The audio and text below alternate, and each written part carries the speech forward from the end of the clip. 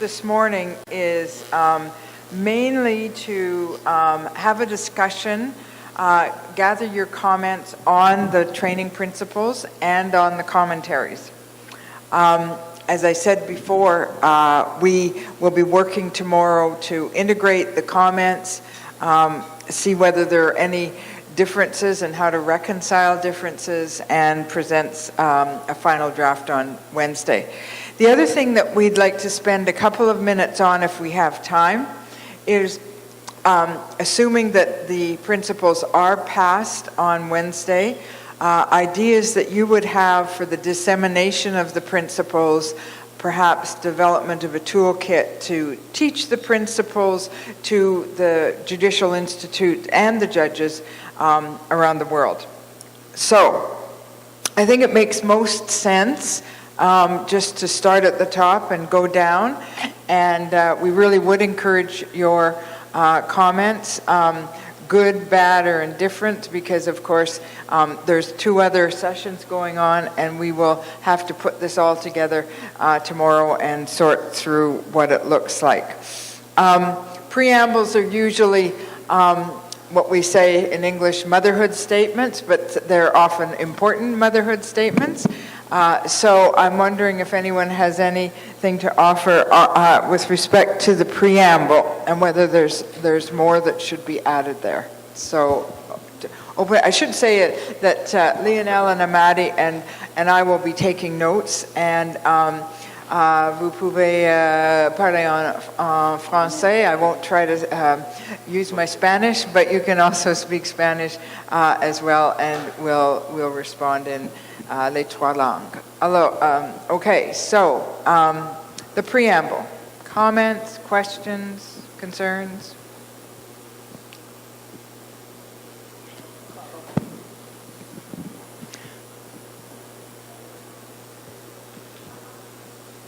Nothing? All right. Well, oh, yes. And I will say, because of the need for interpretation, can you wait for a microphone so that the interpreters can hear? So, yes, ma'am. Good morning. I'm Judge Belen Karasig from the Philippines. Only a minor suggestion. The IOJT encourages all judicial training institutions and all actors. Instead of the word actors, could we, if the body would be amenable, to change it into stakeholders? Stakeholders? Stakeholders? And can you just tell me, when you say stakeholders, what would that include? In consonance with the other declarations and the principles, the stakeholders would involve not only those judges, but likewise the prosecutors, lawyers, litigants, defenders. Okay, thank you. Social workers. Social workers? Yes. So all the people that may be coming into the courtroom? Yes. All right. Thank you. Other comments on the preamble?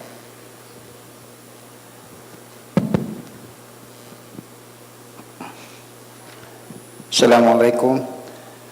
Judge Alfad from the Philippines. Can we not state in the preamble that judicial training is a right and it should be free?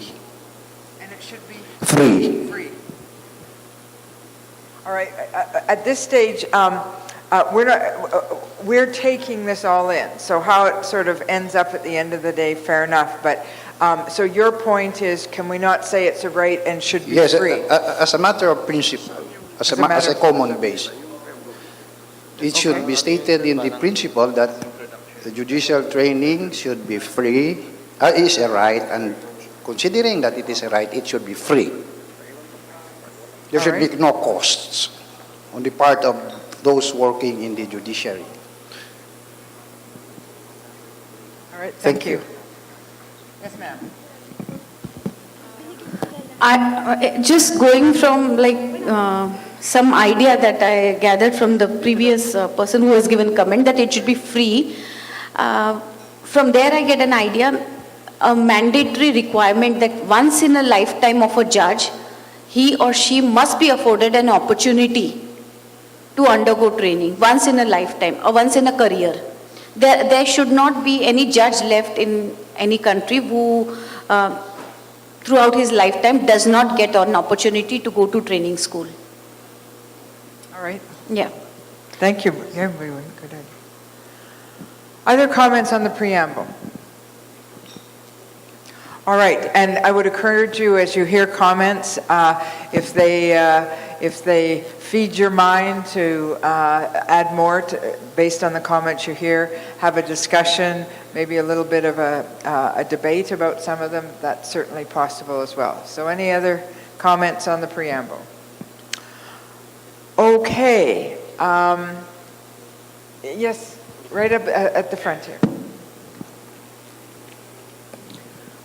I just want to suggest, rather comment, that is 70 countries are the members of the IOJT, but I've just gone through the list available on the net. I've seen that from the Arab countries and the other Muslim part of the world, the representation is not available. I think IOJT have to think over it, that how we can move forward in that direction.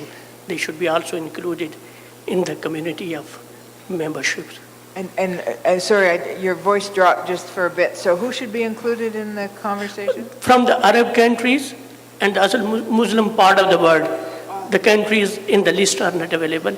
The reason behind that is required to be probed in if it will be deemed proper by the IOJT, I think. Good idea. All right. Other comments on the preamble, and I guess that was a very valuable comment. Other general comments that that people have before we move into the principles one by one.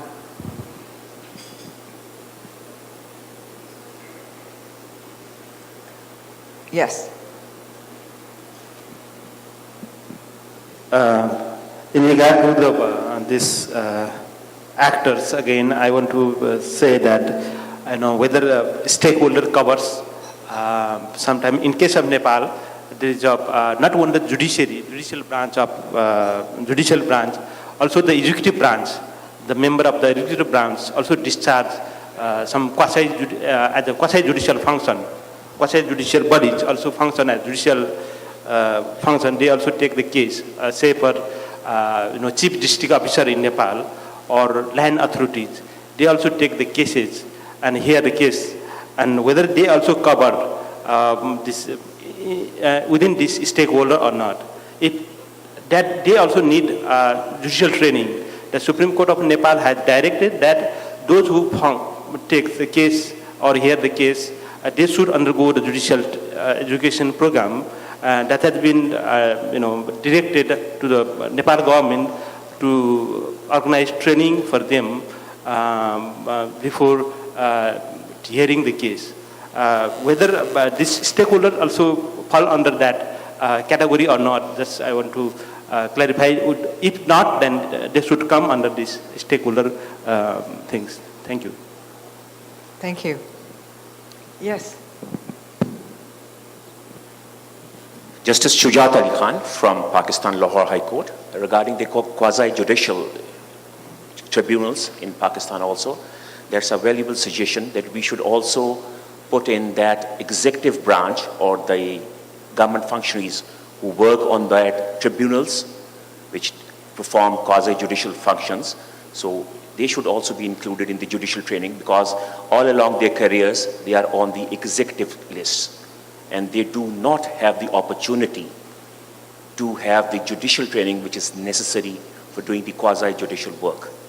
So I think in all fairness, they should also be a part of it. Thank you. Other comments? I just want to second my colleague from Pakistan. I think the administrative judiciary in the United States would benefit greatly from these principles as well. So I just support that. So, and just to be clear, administrative judiciary, so administrative tribunal Absolutely. decision makers? There are about 40,000 administrative law judges in the United States, and so they're hearing everything from unemployment compensation to nuclear regulatory cases, and they need education as well, and I think we need to make sure they are included. Thank you. Other comments, general comments, preamble comments? All right. And I'm not precluding if something comes to you as we go through the principles and we have to circle back, great. So let's move on to number 1. Judicial training is essential to ensure high standards of judicial competence and performance. Judicial training is fundamental to judicial independence, the rule of law, and the protection of rights of people. Now, I won't read all the commentary that's with that. We went through it before the coffee break. Comments on either the principle or the commentaries? Yes.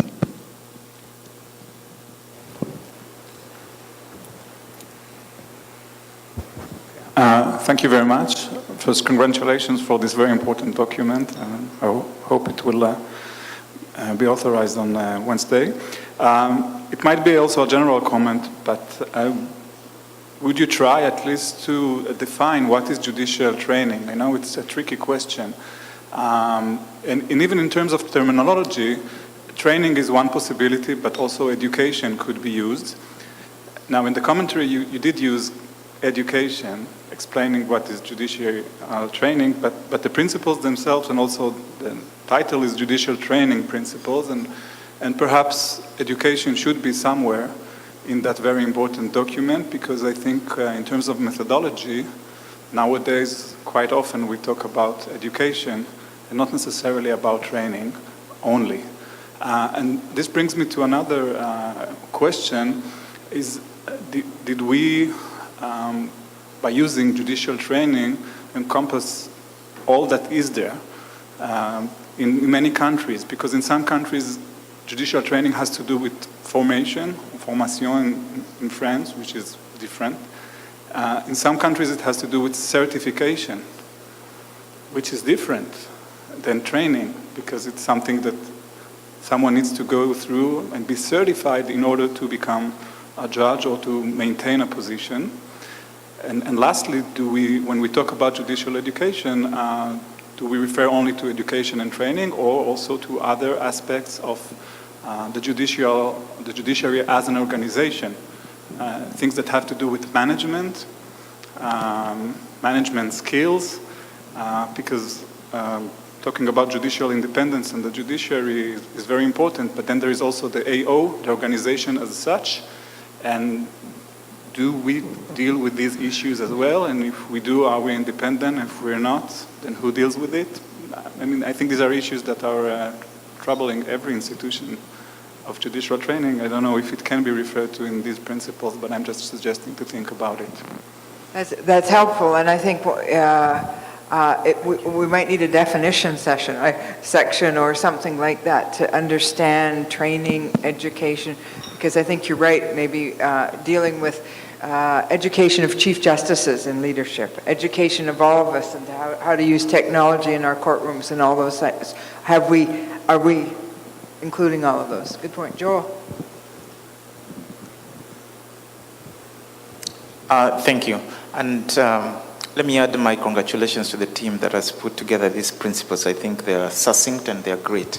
I just wanted to follow up real quick from the comment last made, because this was troubling me too.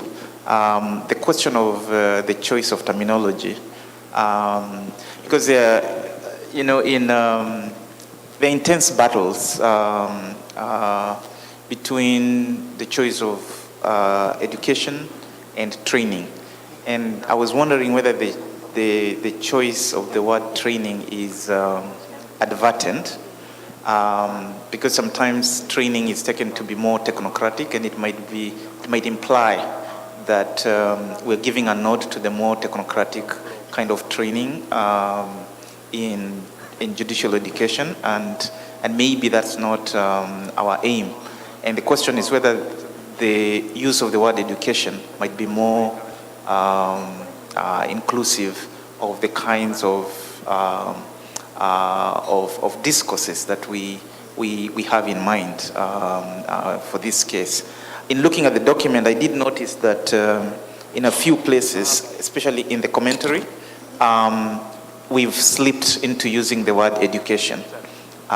So we're talking generally about training, but sometimes we've used education interchangeably, especially in the explanation. So maybe that's something we need to think about a little more carefully and decide. Personally, I would prefer that we use education because I think it's more inclusive, and it might imply that we're not just talking about technocratic doctrinal discourses for judges. Thank you, that's helpful. So we have a comment there and there and there. So we'll start right here. Mike, please.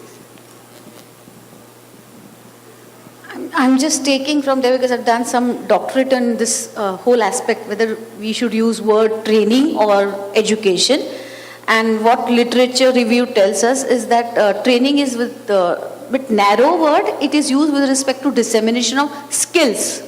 Whereas education is a bit broad, it's related to discourse. And also judges being because they are in a position where they are equivalent to sovereign power of the country. They do not like, at least in my country, they do not like the word training. They are like animals are trained in circus, not judges. So they're very negative towards that word training. So just see the cultural aspect also. Yeah. Thank you. Thank you. Thank you. Yes, and then back there.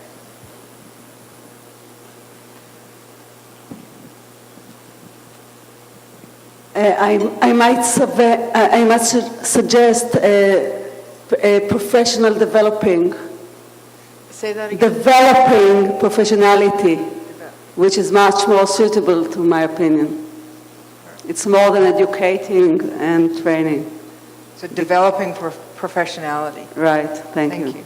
Thank you. I think there's a comment back there and then over there.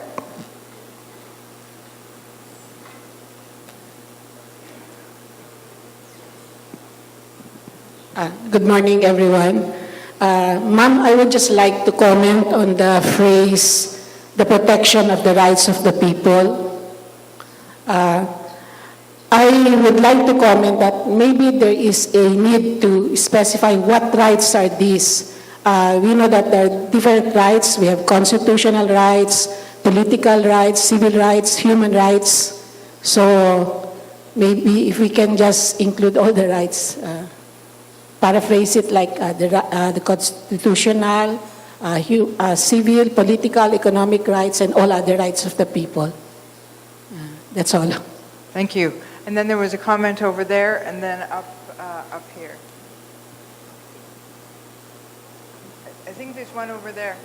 Over there?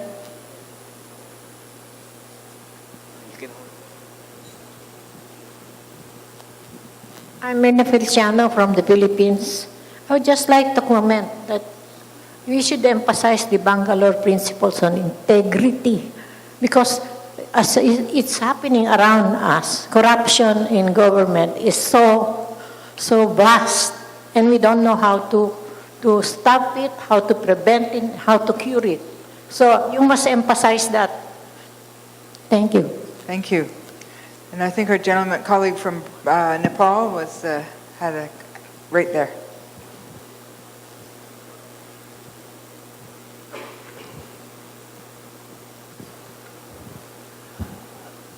Thank you.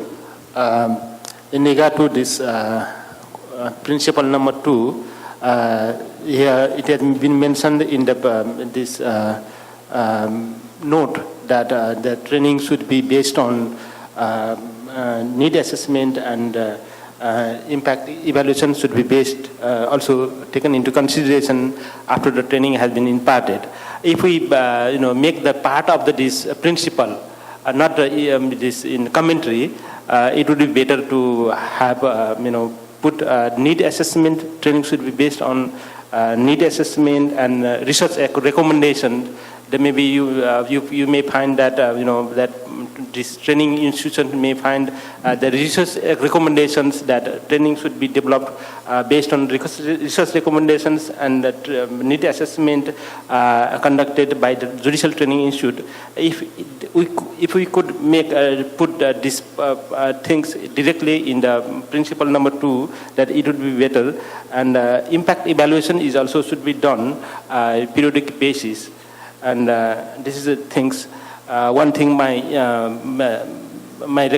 this is my feedback. Another thing that whether we need to put research, training or recommendation, training or education. If we put judicial training or judicial education or training, maybe the junior judges or we can say that junior judges they prefer training, or judges of quasi-judicial bodies. Training is better for them, but higher level judges. It is better for interaction or that workshop or seminar, that kind of things. We put that. For junior judges, we especially focus and say training, and in that way that based on their level of their hierarchy, we can coin or we can give the name training and other interaction, or that sometimes we said for Chief Justice Justices Conference, Justices Program, we say the retreat for the Chief Judges of the Supreme Court. But it is moreover it is that again this is a training, a kind of training, but we give the name retreat. Just it's a tricky thing that. Thank you. Any other comments on Principle 1 or the commentaries? Yes, ma'am.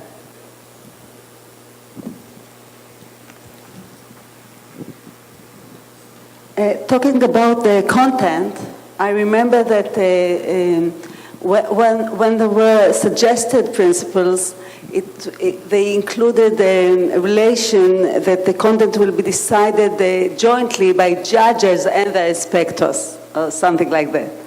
So I can see here, it's about that the institution will decide about the content. Of course, it's very important that it should be judge-led and so, but perhaps a voice of the judges themselves that will influence the contact with some sharing opinions or collecting the needs, hearing them when deciding about the content. So you're saying that you make sure that it comprehends that the judges themselves have input. Oh, right. Right. Thank you. Thank you. Other comments on, yes, sir, back there.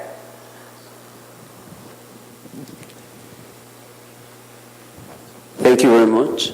I'm Carlos Soriano from Mexico, and I would like to say that we fully agree with this first principle.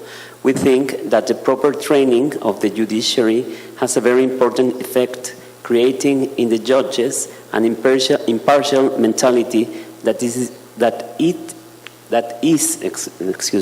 necessary to ensure judicial independence, and thus not only to protect the rights of the people, but also the rule of law. Thank you very much. All right, thank you. Any other comments on number 1? Oh, yes, sir.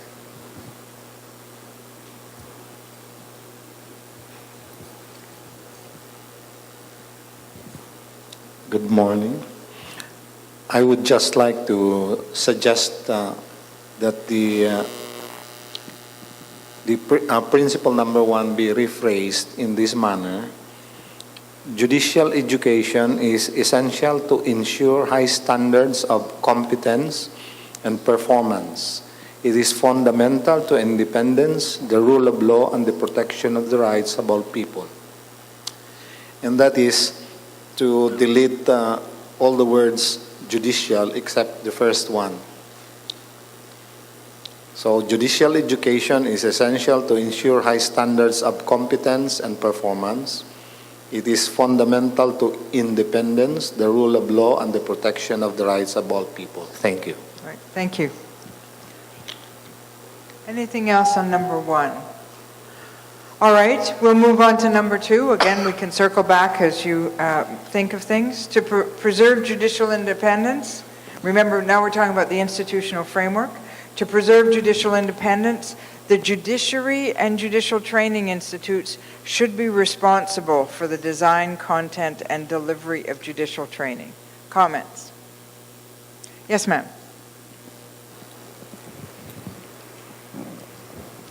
My first, of course, is with the phrasing that you start with judicial independence, and this whole phrase judicial independence, it's like theses and theses written over this, like what it is, and still we are not very clear like what it is. There is too much debate about it. Are judges, in the name of judicial independence, closing down the ranks? There's also this criticism about this whole phrase judicial independence.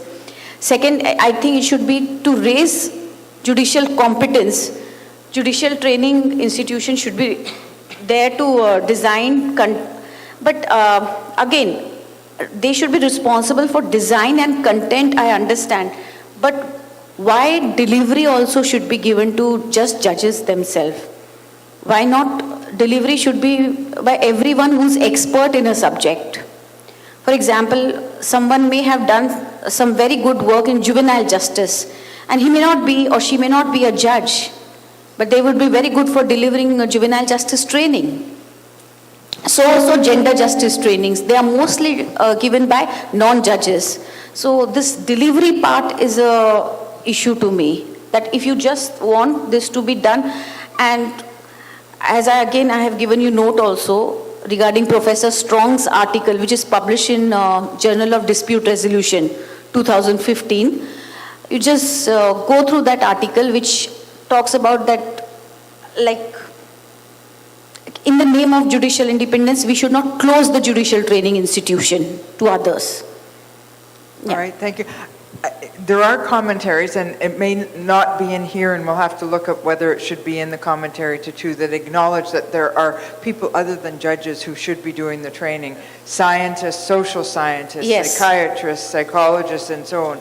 But the judges lead it and do some of the training. So what I think I'm hearing you say is it isn't acknowledged in the commentary here, that but delivery word delivery of judicial training, why you need? Because design content, they should be responsible for designing, for content and delivery of judicial training.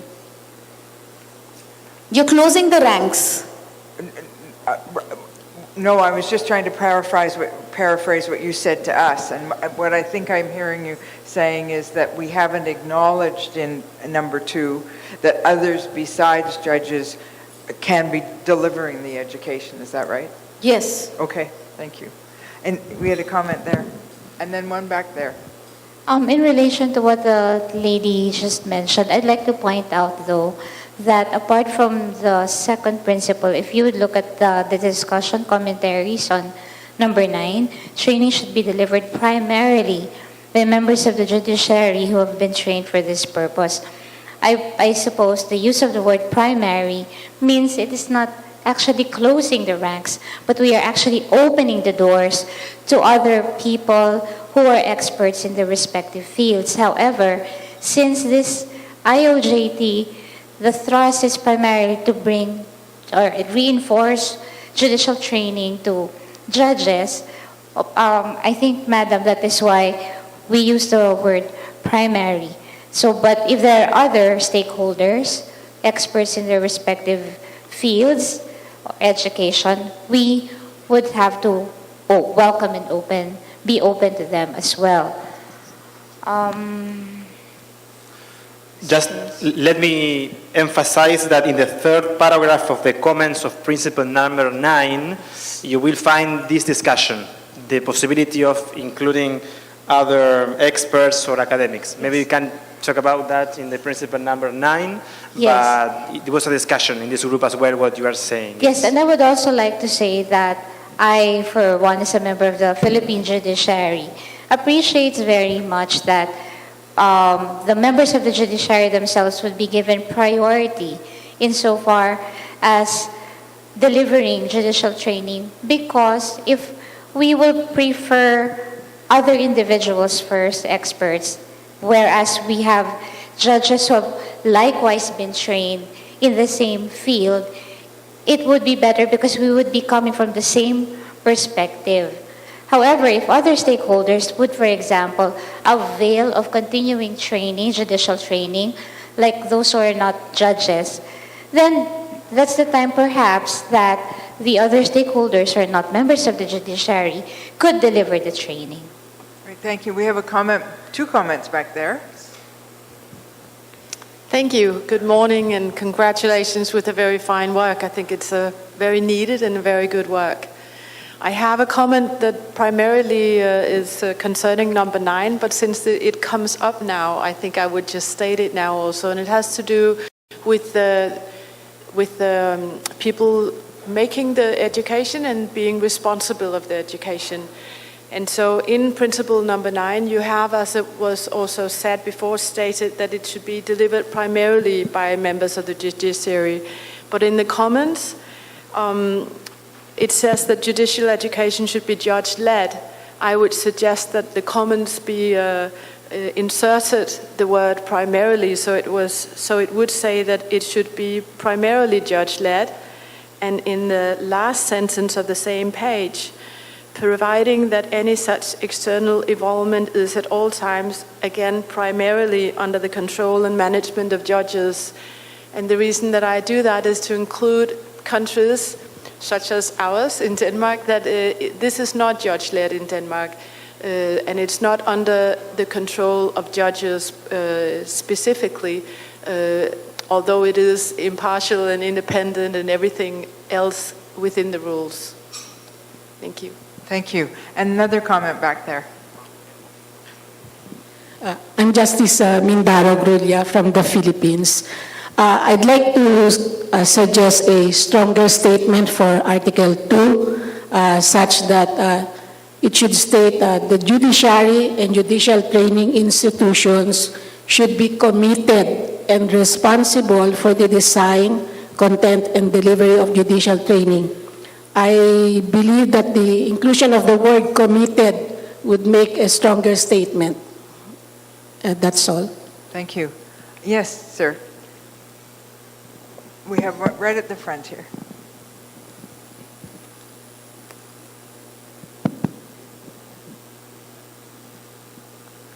The word to preserve judicial independence. Whether these words are not excluding the law schools and other institutions, my suggestion is we can use the word to provide judicial training. If we are using the phrase to preserve judicial independence, it means that we are excluding that law schools cannot provide them to preserve the judicial independence. Am I clear? Yeah. My suggestion is we have used the word to preserve judicial independence.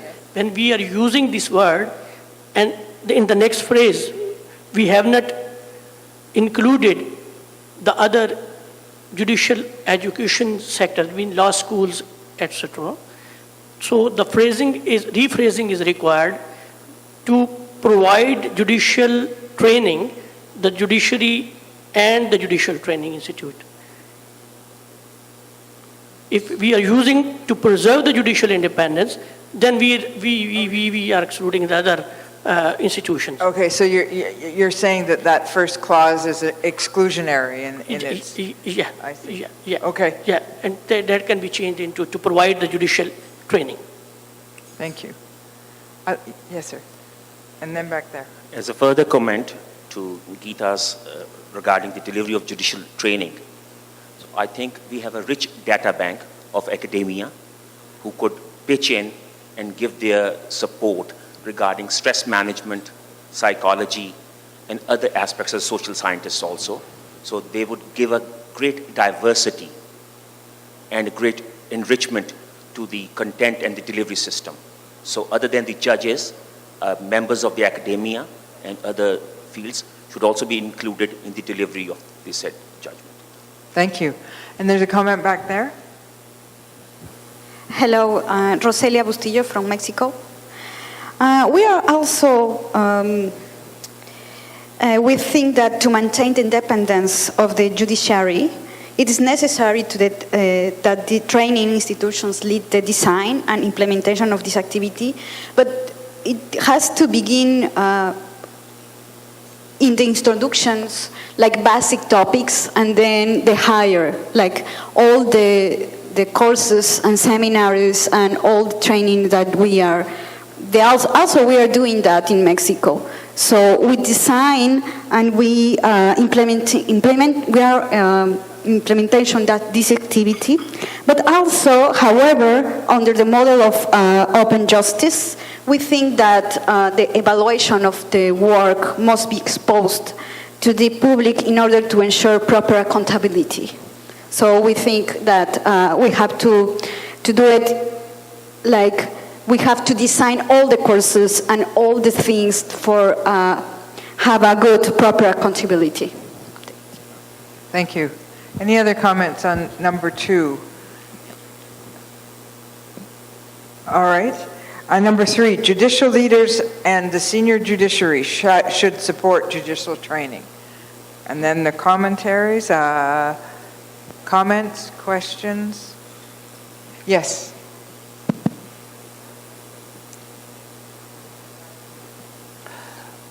In this regard, in principle number 3, that sometimes, retired judges is a good resource for the judicial training or judicial education program. Whether we could, include this term in this principle or not. They also could be a good, resource for the judicial training. They may have a lot of experiences, and they could share in the judicial training programs. And whether they also their things also can put or in this principle or not. We could think of it. Thank you. Thank you. Other comments on number 3? Seeing no hands. Number 4. All states and countries should provide their institutions responsible for judicial training with sufficient funds and other resources to achieve their aims and objectives, and establish systems to ensure that members of the judiciary are enabled to undertake training. Comments on that? Yes, ma'am. There should be budgetary provision. Every year there is budget prepared by finance minister in each country. There should be training, there is a training budget, but there should be a specific budget for judicial training. Because it's a large number of judges that are involved. And so I think some exclusive budget should be there for training. Thank you. Other comments? No other comments on number 4? All right. Number 5, any support provided to judicial training should be utilized in accordance with these principles and preferably in coordination with institutions responsible for judicial training. Comments? Yes, Joel. I thought, I really like this principle, and I think it's very important. But I wonder, given what our emphasis is in principle 2, whether we actually want to say preferably, because I think it should always a support should be given in coordination with institutions responsible for judicial training. Otherwise, any other kind of training or support given for judicial training, not in support with institutions responsible for judicial training, have the effect of undermining judicial independence. So my recommendation would be we shouldn't even use the word preferably. I think we should have a very strong statement that it should always be delivered in coordination with institutions responsible for judicial training. Yes, there's a comment at the back.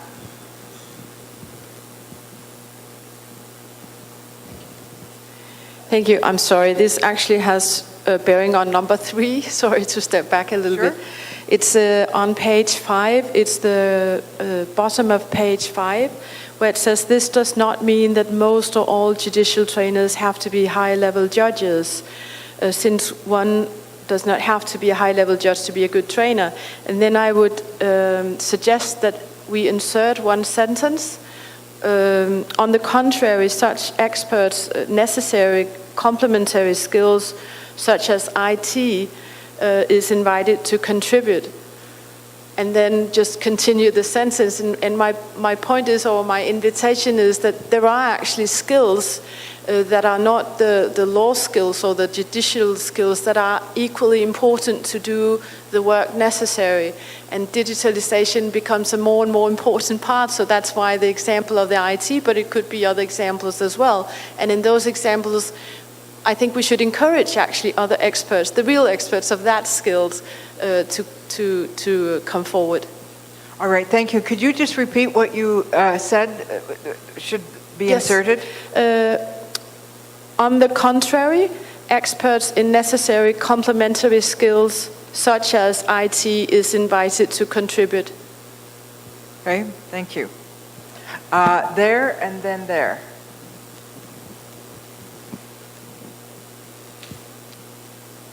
Richard LeBlanc from Canada. I'm wondering whether or not in Principle 5, in front of the word utilized, we should also add accepted and utilized. I'm concerned about the idea of where the funding is coming from and its impact on judicial independence. And I'm also concerned about who accepts the money. So if it's a government that accepts the money, is the Judicial Institute required to provide the training? Or does it have the ability to say, no, we won't be doing the training, somebody else can do it? Thank you. Do you have any suggestion to replace that word? I was just going to suggest that the judicial training should be accepted and utilized. Okay. I think a comment there and then there. So up here, and then two up here, and then one back there.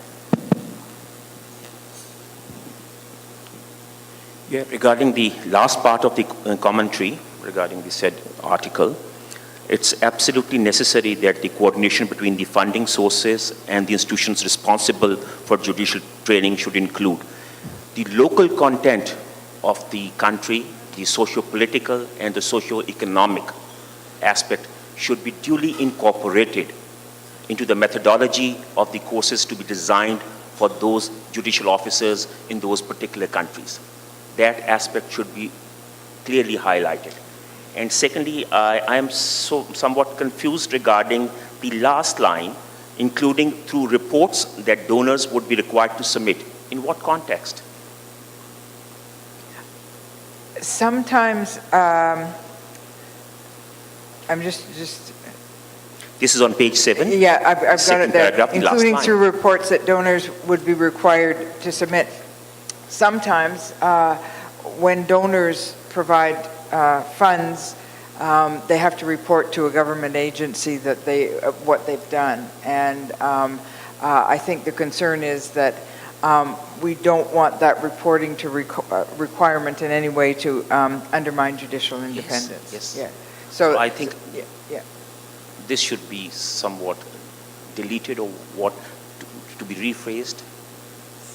To be rephrased or to be deleted, that these reports, are they also hampering the judicial independence of those particular countries and those judicial institutions? If the donors are giving out reports, so would that be undermining the judicial independence? The concern is that sometimes those reports, because it involves a donor who is not part of the judiciary and usually a government, and that reporting creates another level of lacking the confidentiality that you would have in the training. So I think that's the concern there. Maybe we should make that clearer, I think you're saying. Yeah. All right. And then right behind you was a comment, and then back there. And then over there. Problem with Principle 4 and Principle 5, we have to reconcile. In a sense, if government's state comes to know that a judicial training institution has other sources of funding also, then they reduce their budgets. They're like, oh, you already have a lot of money, you are getting from this sources and that sources, so we will reduce your budget because we have other sectors to look into. So I don't know whether we should specifically tell this kind of, that we have other sources of funding as a judicial training institution. Because then governments reduce budgets. Yeah. Sur ce plan, l'article 4 parle plutôt de ce que l'État peut donner en termes d'appui budgétaire, financier, ressources humaines. L'article 5 vous parle d'autres appuis. Pour éviter que ces appuis financiers extérieurs ne portent atteinte à l'indépendance de la formation, l'article 5 a donné quelques éléments, des principes, des actions pour que l'institution contrôle, ne perde pas le contrôle, même si on a le support d'autres partenaires financiers. C'est l'esprit de l'article 5. We had some comments, but hands back there. So I think this lady in the center and then one back at the back. So if you could just put up your hand again, ma'am. Hi, I'm Arlene Lapus Reta from the Philippines. I would like to suggest that for the donors, in order to avoid any conditions from donors or from those giving support for judicial training, it be revised as follows. Any support should be for judicial training should be provided and utilized in accordance with and in order to promote the principles adopted in this declaration and in accordance also with the rules as may be provided by the judiciary or the institutions responsible for judicial training. Because here we are not sure what these institutions are, whether they are sanctioned by the particular judiciary or this is so general at this moment, but I would suggest that it be in accordance with whatever the judiciary or the judicial courts of a particular country should propose or should be acceptable for the particular endeavor or judicial training. Thank you. And then back there, I think Yes, there's two hands. Okay. Justice Mindara Grulia, again from the Philippines. I would just like to be more specific as to paragraph 5. It should state any financial and all other kinds of support provided by judicial training should be utilized in accordance with these principles and preferably in coordination with institutions committed and responsible for judicial training. Thank you. And then another comment back there. Yes, this would relate to the comment earlier made with respect to the use of the word institutions responsible for judicial training, because if we speak of a per country basis, does that imply that per country could have more than one judicial institution? And if that would be the case, then would there be a governing body which will oversee the functions or the trainings being conducted likewise by these different institutions? Because in the Philippine context, we only have the PhilJA, which conducts the training, and PhilJA is a branch of the Supreme Court, so we have no issue with respect to the funding and the content of the trainings provided because it is centralized. But if we speak of institutions, so that would, that's just my comment, is would this imply different institutions per country?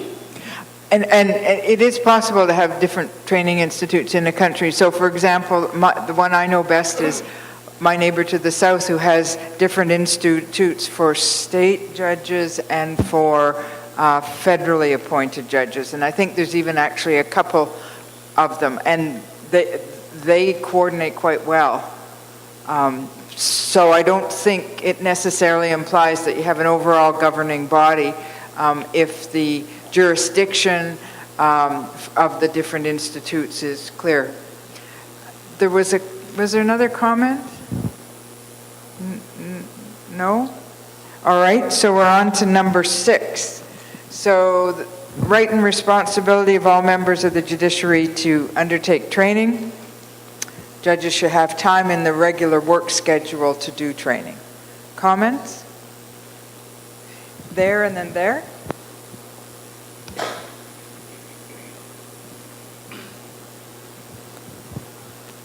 Fernando Cerqueira from Brazil. First, I congratulate the IOJT for this wonderful conference. We used to say that a doctor is born a doctor. I would paraphrase this and I would say that a good judge is born a judge. So this makes it easy to understand not only the right but the responsibility that the judiciary members has to undertake training. And but one of these things, one of the most important issues is the responsibility of this judge. In my country, we have a career system of judges. So they go to the Judicial College before, and they are nominated, and they go to the Judicial College again, spend 6 months, and then they will practice. And we have a system of promotions to the Supreme Court. This is very interesting to get the responsibility of each judge to undertake the training. Plus, it is mandatory that they must have 40 hours of training every year, and it can be divided for a week with 20 hours in one semester and another week in the second semester. But he has to fill 40 hours every year, because otherwise he cannot choose the bench that they are applying for, or they cannot be promoted. So, but we have really a problem is when you get promoted to the Supreme Court of the state or the federal level, most of our judges thinks that they know everything and they do not need any more training. And as a member of the Supreme Court, I would say that we are the ones that most need the training, because we are the examples for the new judges. And so, and that's why we must have the responsibility and the census of undertake the training. Also, going back to the number 3, judicial leaders and the senior judiciary should support judicial training. That's one of the most important points I would put in this talk. Thank you very much. Thank you. And I'll just say, as a lowly trial judge, I've resisted the urge to agree with you on some of what you just said. But anyway, we had a comment back there. Thank you. 2 words that I would perhaps rethink whether to use them. The first one is, you were using the word time. Members of the judiciary should have time to be involved in training. Now, in the commentary, it says a little bit more about this, but I think using the word time is a little bit narrowing the challenge here that judges face when it has to do with judicial education, because it's not only time, it's much more than this, that they need in terms of resources, ability, liberty, choosing what programs do they want to attend, etc. So I would try and think perhaps on another word. The other word further on has normal judicial work, which always raises the question, what is abnormal judicial work? We all know what is abnormal judicial work, but we don't like it. So I would perhaps think just omitting this word and saying that should be involved, be involved in training as part of their judicial work without the word normal. Thank you. Other comments on 6 or the commentaries? All right, we'll move on to 7. All members of the judiciary should receive training before or upon their appointment and should also receive regular training throughout their careers. Comments? Right here and then back there.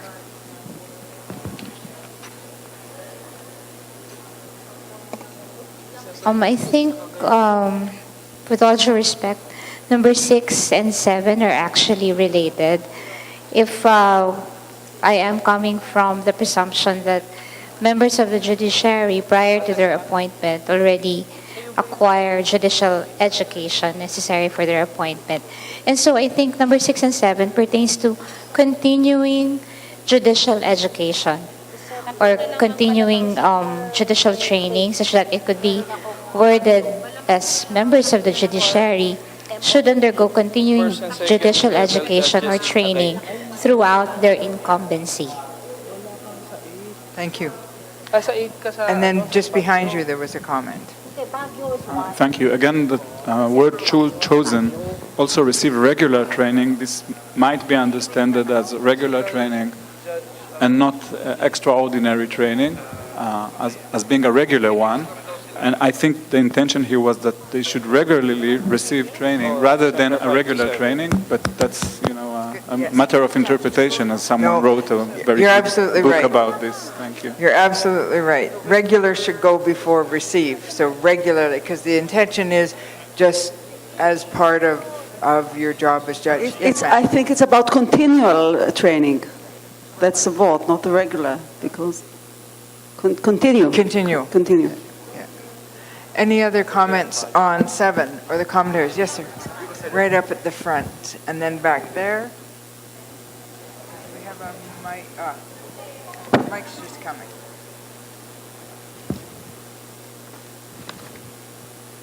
Right here first. In the last part of the commentary, this sentence starts, for judges to stay up to date, develop and, I think it is the word hone. It's written H-O-N-E. For judges to stay up to date, develop and hone. Yes? Hone. It's written hone. H-O-N-E. H-O-N-E. Yes. Hone their judicial skills? Yeah, hone. Okay. Yeah. Right. And regarding the exchange of ideas with their peers, regular judicial training should continue through their entire careers. This is absolutely right. Right. Thank you. We had one back there and then that comment. So, Richard?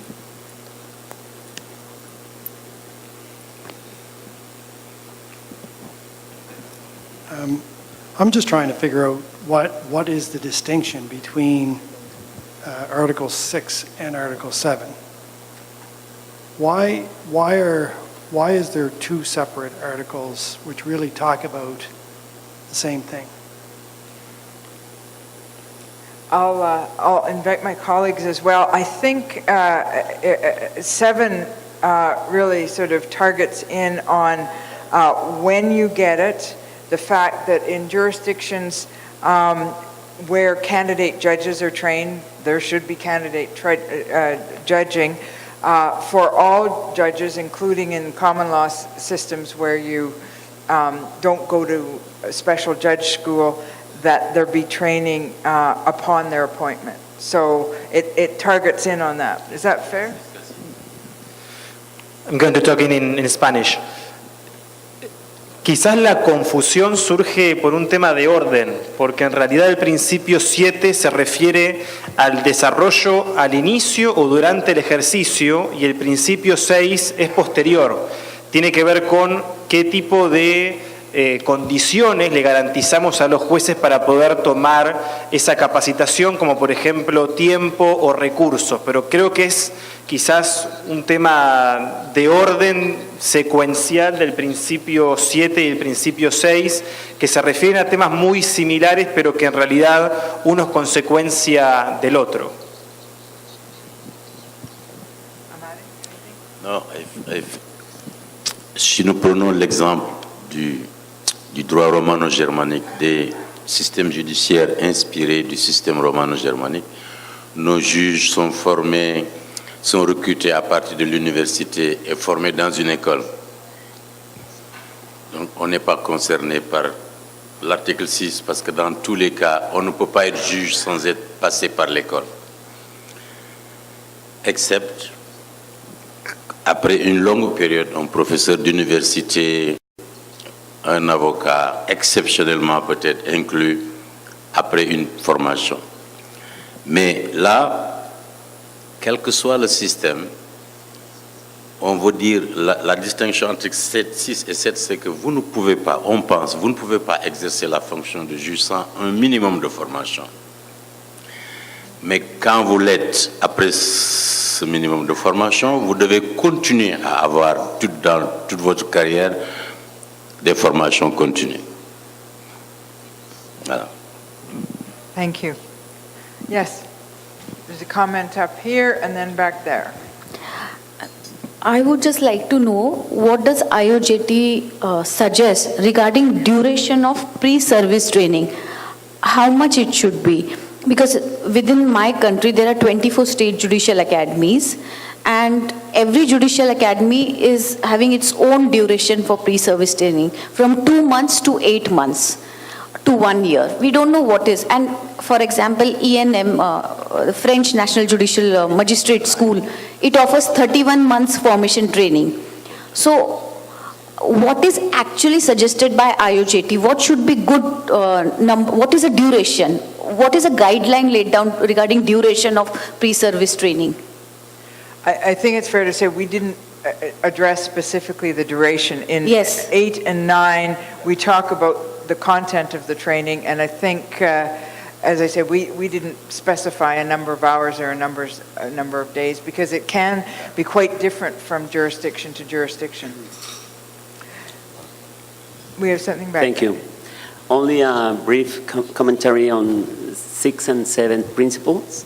In Mexico, we believe that, as is stated in the 6th principle, training is an ethical duty for all members of the judiciary.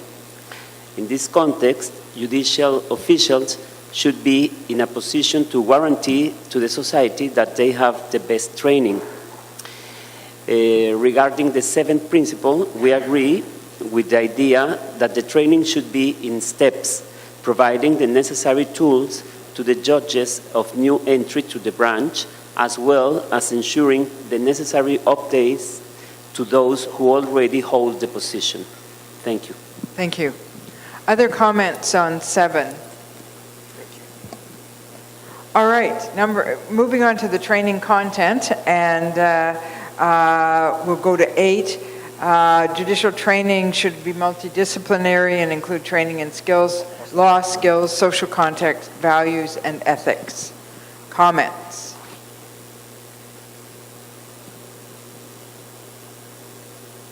We're all good?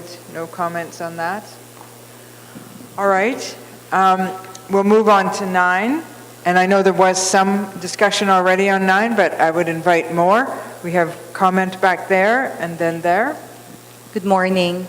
I would just like to include a statement in number 9 about the selection of trainers, because before we are able to train someone to become a trainer, I think that there should be a certain standard or a certain, that the prospective trainer should have certain qualities that would make him suitable to become a trainer for judicial training.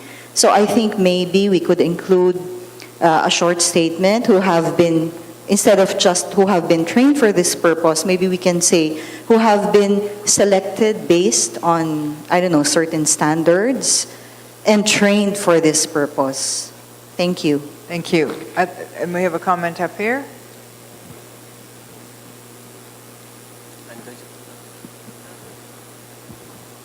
I have three suggestions about Principle 9. My first issue is that there is a huge backlog of cases in courts. Plus, courts have to transform themselves now. They have to integrate management principles and design their case flow, case management, docket management. They have to digitalize themselves, and we have now paperless courts coming all over the world.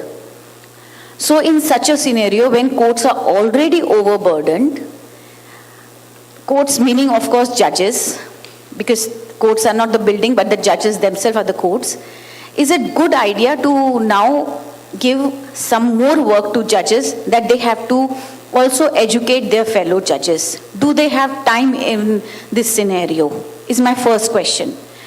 My second suggestion to committee is that there is a report of the first National Judicial Pay Commission. It is available online. It is published in 1999. Chapter 8 and Chapter 13. It is also prepared by judges themselves, Supreme Court judges of India. If you go through this report, and it is giving very good suggestions regarding how judicial training institutions should be structured, human resources wise.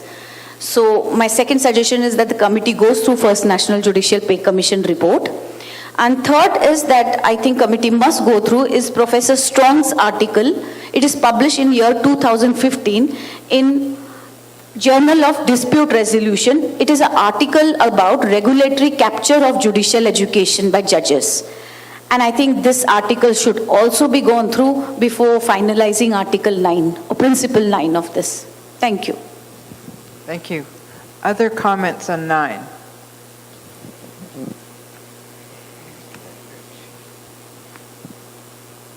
Yes, Joel.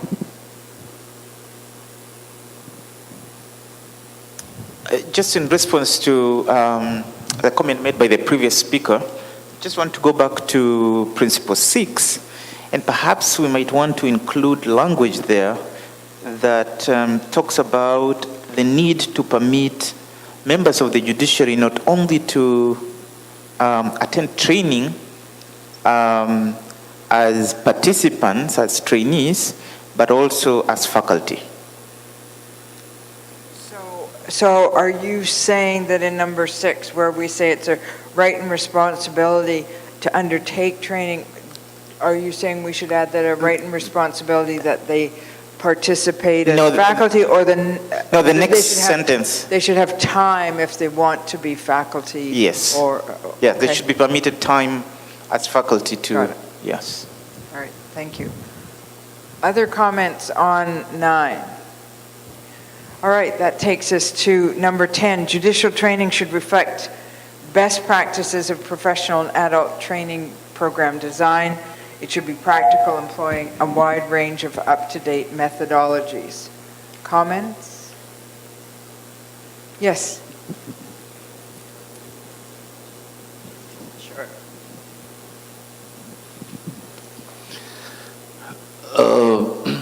I think this is one of the most important points. When you talk the possibility of retain this is very low.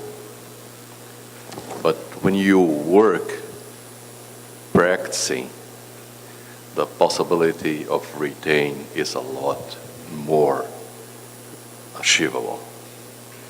So we work very hard in the practicing, in the training practice of our judges with cases and also contents like skill, social context, value and ethics, but in concrete case, so they can retain a lot more and they can interact with the society.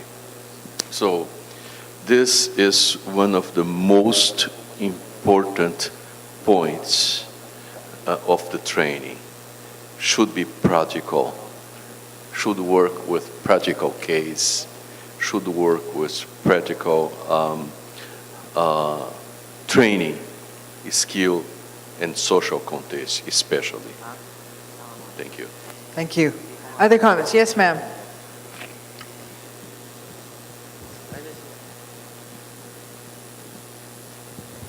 Good morning. I'm Judge Lianderal from the Philippines. My comment is generally on the document itself and could be perhaps be addressed to a styling committee.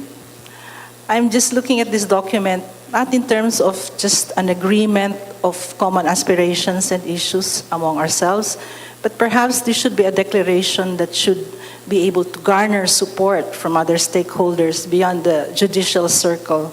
So I'm thinking of the styling, the wording of the document, that perhaps it should not be only inward-looking, but should have an appeal to other sectors of society, other stakeholders that are beyond the judicial circle. Examples, the legislatures, the executive branches, foreign donors. I was thinking maybe this declaration, when they read this, when it is read by other people outside the judicial circle, they should be able to say, we support this declaration. So in relation to that, I'm thinking of perhaps adding to the principles under number 1. Under principle number 1, it says judicial training is fundamental to judicial independence, the rule of law, and the protection of the rights of all people. I was thinking maybe we should add an acknowledgement of the role of the judiciary in the promotion of justice, peace, and development of any country or in nation building, something like that. So that the declaration is not just inward-looking, but the judiciary should be seen from outside as to what is its role in the society in general, for a country. Thank you. Thank you. So I'd invite any other comments on number 10, but I think that last comment was a wonderful segue into some general comments. Now that we've gone through them, are there more general comments? Yes, sir. On point 10, I just want to suggest that about the evaluation system, IOJT must have to mention some standard on the basis of which the institution should evaluate their programs and their participants as well as to the trainers. I think that will be a valuable thing for all of the members to see that standard. Like Kirkpatrick and other methods are there, then you can guide them, the members, that they should follow the standard at least as a minimum level. This is my comment for evaluation process. Thank you. Yes, over there. We're in number 10 as well? Okay, thank you. I would rethink whether we should use the adult training specifically in the principles themselves, not because it's not important, but there is some theoretical debate within other disciplines whether there is such a thing as adult learning rather than constant learning by anyone. So science is moving on, and it is disputable within educational sciences. So I would perhaps think again about this. My other and last comment has to do with the practical one. It should be practical. And we are witnessing sometimes debates about this, whether training should, of course, be practical, but not only practical. Of course, if you want to educate about values, theories of this kind, and I would perhaps use phrasing that it should be also practical or involve practical aspects as well, and therefore leaving also space for theory and values and not only practice. All right, thank you. I was reminded when you were saying that there's a debate about the principles of pedagogy. I heard somewhere that apparently there is now a theory that the older adults have even a different learning style, and as I get older and older, I wonder what that means. So that's an interesting point. That you used the word what was? Continuous education, and also my colleagues referred to it previously. Other comments? Oh, right there. and then Joel? I agree. I think adult learning standards are changing. They will always change because of research. We know from the work of Dr. John Medina that dopamine plays a role in how we learn. In fact, we need to have a learning activity every 10 minutes, other dopamine starts to flow off. But absolutely, and so I think those standards are changing, but I think maybe this is broad enough to encapsulate that because this document is strategic in nature. And a lot of the discussions that we've had today are really about standards for implementation, and I think that would be a document that flows out of this document, but maybe some of those nuances don't necessarily need to be here. Joel? Joel?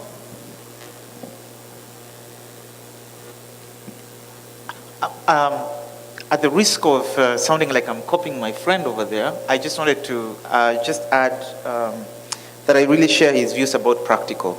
At the risk of sounding provocative, I don't think judicial education should only be practical. I think often it should be more than practical. Sometimes actually being practical, we run the risk of being colonized by what's possible. What is there now rather than what is possible, rather than imagining a future that might be better than today. So sometimes it needs to be more than practical. It needs to be sometimes theoretical so that we can imagine more justice, better future. So, and in agreeing also, maybe what we should talk about is just appropriate educational methods as opposed to adult learning methods, because I think what we are trying to say is that we just need to calibrate the methods we are using in the discourse to make sure that it's effective. So probably that's what we should be talking about. Je ne sais pas si vous combinez l'article 8 et l'article 10, on ne résout pas le problème de la formation théorique et pratique.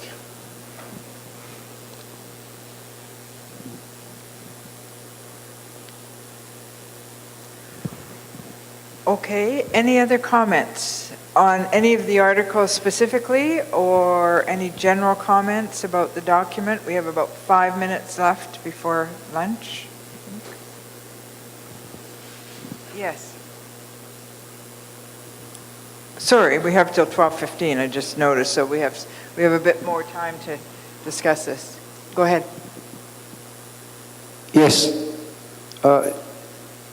It appears that this declaration is designed to give judges the best training possible that they must receive, or make them experts in their job. That is how the intent of this declaration occurred to me. So considering that we intend to give judges continuous training or regular training, strategic contents, will it not be possible that the number of hours devoted by judges in undergoing these trainings, these mandatory trainings, can be converted into academic units to earn them, for instance, after reaching a certain number of units, to earn them an additional degree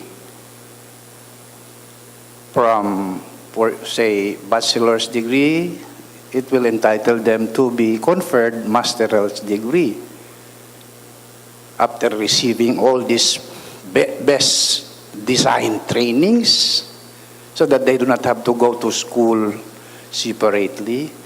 The learnings and experiences, the skills that they earn during the process of continuous training that they receive can be converted into an academic units that will entitle them to become Master of Law or Doctor of Law for that matter.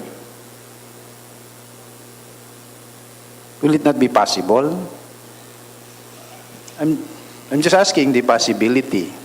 For instance, as judge for 20 years, Now you receive all those trainings, the best design trainings in your field, better than the training or education that you get in law schools.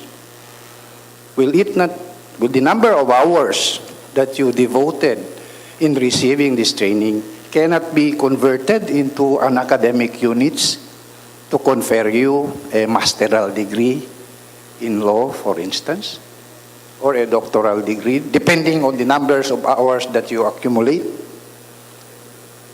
So that after retiring from the judiciary, you are now qualified as a master of law without having to go back to school and earn the degree. Will that be possible for us to? It's an interesting concept. It's not one that I think we thought about and thought would be part of this document, but in terms of next steps and that sort of thing, I think it's something to think about. Yes, because it appears that the training designed for judges here, as conceived, as intended, is the best. Far better than the training that the student receive in law schools. I would like to believe so. That's the plan, to make it the best, yeah. Yes, and it should be quantified and accorded academic recognition to earn him a degree, for instance, as Masters of Law or as Doctor of Law. Because in the Philippines, we stay in school for 10 years, we only earn Bachelors of Law. We have to go another 2 to 3 years to earn a Master's of Law. All right. Yeah. Yes, sir. Thank you. C'est une excellente contribution donc, sur laquelle on peut réfléchir au-delà de quand ces principes seront adoptés, au-delà, étant entendu que chaque pays a aussi ses propres spécificités. Je donne l'exemple du Sénégal. Vous ne pouvez pas occuper certaines responsabilités dans des chambres spécialisées de la Cour suprême, par exemple, si vous n'avez pas fait certaines formations. Et puis, ensuite, vous êtes formé. Si vous êtes formé et vous faites des formations régulières, à égalité de promotion, et vous acceptez de faire ces formations à égalité de promotion, si on doit promouvoir quelqu'un, le Conseil supérieur de la magistrature peut tenir compte justement de ces formations pour vous nommer à tel ou tel poste. Est-ce que c'est des règles qu'on peut universaliser, standardiser partout? Je ne pense pas. Chaque système décrète ses propres spécificités. Elle a été critiquée pour certains pour dire oui, mais je n'avais pas le temps. L'autre a été formé parce qu'il était disponible, mais pourquoi on le promouvoit en me laissant là, etc. Donc, chaque système génère des pratiques, mais si vous allez le standardiser, universaliser, il y a forcément des critiques. Ce que vous venez de proposer est une intéressante chose, mais est-ce que tous les systèmes judiciaires sont prêts à y adopter? Par contre, ces principes, s'ils sont adoptés, ils peuvent servir d'inspiration. I'm going to talk in Spanish, so Channel 2 is available for English. Es un debate muy actual en América Latina, en Nicaragua y en Bolivia. Hemos trabajado mucho en esta idea de que se conviertan las escuelas judiciales en instituciones de formación que entregan un título. De hecho, Nicaragua hace 4 o 5 años atrás, o menos incluso, se transformó en una institución que entrega títulos de maestría, pero hay un riesgo que ha empezado a surgir profundamente, y es la idea de que si uno entrega un máster o un doctorado, también corremos el riesgo de que la capacitación se transforme en un espacio para suplir deficiencias, problemas o falta de capacitación por fuera del trabajo cotidiano del juez.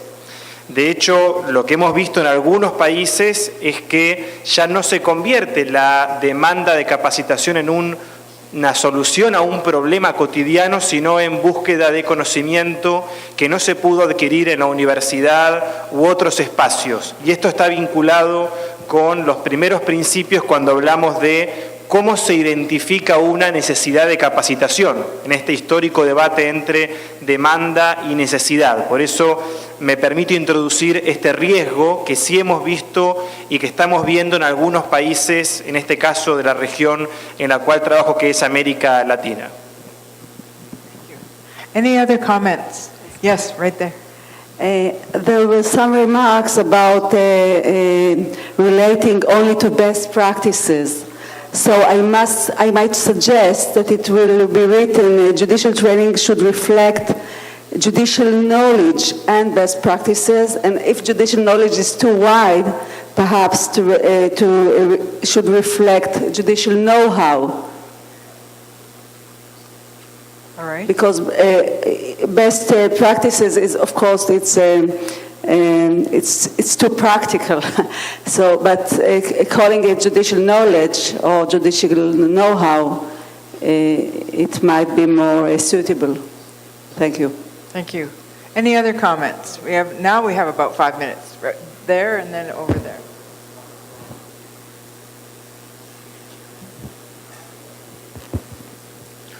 Marcos from São Paulo. I would like to seize the opportunity to thank you all for this wonderful job, and also to thank the Fuja for the wonderful reception. I would just like to stress the importance of what Judge Corazon mentioned earlier regarding judicial education or judicial training is an important means to access to justice. I guess that judicial independence, rule of law, and access to justice are cornerstones. So perhaps, I don't know where, maybe in the preamble, Article 1, I don't know, this would be an important keynote, especially for our country, to discuss and develop this expression. Access to justice is easily understandable for us and would certainly help us a lot. And also, I would like to mention the work of Judge Fernando regarding practical cases and practical training. It's a current need for our country nowadays. Thank you. And then just behind you, yes. I'm sorry to all, but I'm going to speak in Spanish. So, nosotros tenemos una nueva experiencia en el Tribunal Electoral del Poder Judicial de la Federación en México, en el Centro de Capacitación Judicial Electoral. Se han implementado 2 maestrías, una virtual y una presencial, además de una especialización virtual y presencial, todo en derecho electoral, además de la capacitación a todos los jueces locales, a partidos políticos y a tribunales, a institutos electorales. Y vamos a ver esta nueva experiencia de las maestrías, cuál va a ser pues el resultado, ¿no? No sabemos si nos va a pasar lo mismo que en Nicaragua, pero estamos pensando en que estamos realizando las 2 cuestiones, tanto la educación como el entrenamiento, el desarrollo profesional, tanto a abogados electorales, a jueces electorales, a partidos políticos. Y este año, como todos saben, tenemos proceso electoral en México, federal y local, entonces estamos buscando la mejor capacitación para todos los actores en este proceso. Entonces, bueno, quería yo que supieran que hemos tratado de implementar las maestrías y la especialización, además de toda la capacitación en algunos focos específicos. Gracias.